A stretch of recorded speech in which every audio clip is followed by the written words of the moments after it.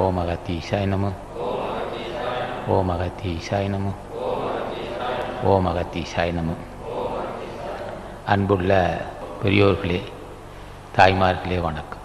அது உண்மை ஆன்மீகம் ரொம்ப ரொம்ப மென்மையானது, மிக மிக மென்மையானது. அந்த மிக மிக மென்மையான அறிவு தருவது ஆசா ஞானிகள். அதான் அவையார் சொன்னார், மயிர்முனையிற் பாதி மனத்தறி உண்டில் ஐயர் புண்ணும் காதின் என்றார். ஆக பெரியோரை வணங்கினால் மதிநுட்பம் இருக்கும், நுட்பமான அறிவு வரும். கரடுமுரடான அறிவு நீங்கிவிட்டது. கரடுமுரடான அறிவு எதுனா, பிற துன்பத்தை கண்டு உணர முடியாத அறிவு கரடுமுரடான அறிவு. பிற துன்பத்தை கண்டு இறங்குகின்ற அறிவு மென்மையான அறிவுன்னா.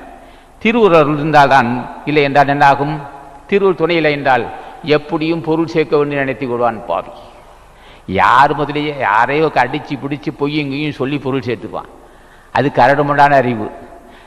அந்த அறிவு நமக்கு வேண்டாம்.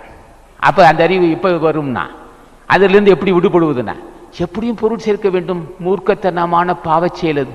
எனக்கு இப்படி தான் வேண்டும், நான் ஒரு வியாபாரம் செய்கிறேன், அதன் மூலமாக செல்வம் எனக்கு பெருக வேண்டும், நான் யாரையும் வஞ்சிக்கக்கூடாது, நீதான் எனக்கு அருள் செய்ய வேண்டும் என்பது உண்மையான மிகும். அவனை இவனையும் பொய்யும் பொருட்டும் சொல்லி எப்படியும் பொருள் சேர்த்து நம்ம மனைவி மக்கள்லாம் நல்லபடி இருக்கணும், அவன் பிள்ளைகள்லாம் படிக்கணும், அப்படி இப்படி கதை வச்சுட்டு இருப்பாங்க. அவன் பெரியவங்க பாய் சிரிப்பாண்டே, என்னடா இவ்வளவு கதை வைக்கிறேன், ஏடா எப்படியோ பொருள் சேர்த்து இப்படிதான் வாழ வேண்டும். ஆசானை கேள, அடியே நெறிக்குட்பட்டு பொருள் சேர்க்க வேண்டும். எனக்கும் என்னை சார்ந்தவர்களுக்கு அது பயன்பட வேண்டும், என் சந்ததிகளுக்கு இந்த பொருள் பயன்பட வேண்டும், அருள் செய்ய வேண்டும் கேட்பது உண்மையான மிகம்.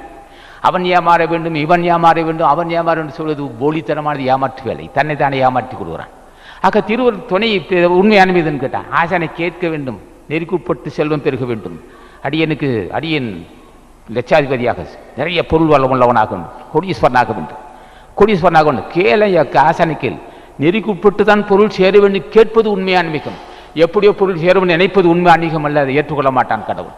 திருவள்ளுவர் நாங்கள் காட்டுகின்ற பாதை இப்படித்தான் இருக்கு, இப்படிதான் பொருள் சேர வேண்டும், அது அழியாத பொருள். சேர்க்கின்ற பொருள் எப்படி இருக்க வேண்டும்னா, எனக்கு என் மனைவி மக்களுக்கும் என்னை சார்ந்தவர்களுக்கும் பயனுள்ளதாக பயன்பட வேண்டும். எனக்கு என் மனைவி மக்களுக்கும் பாவத்தை உண்டு கொண்டு பொருள் எனக்கு வேண்டாம். நான் இறந்து போனாலும் சரி, அவசியம் இல்லை, நான் இறந்து போகின்றேன், அப்படி எனக்கு பொருள் தேவையில்லை. நிறைய பொருள் வேண்டும், ஏழையில் நமக்கு பயனுள்ளதாக இருக்க வேண்டும், வஞ்சிக்கப்படாத பொருளாக இருக்க வேண்டும். அதுக்கு நீதான் அருள் சேர்ந்து கேட்கலாம். அதுதான் உண்மை ஆன்மீகம். இதுதான் காட்டுகின்ற பாதை. அகத்தீசன் மாசங்க காட்டுகின்ற பாதை அதுதான் தெளிவான பாதை. அருட்பெரும் ஜோதி அருட்பெரும் ஜோதி தனி பெரும் கருணை அருட்பெரும் ஜோதி.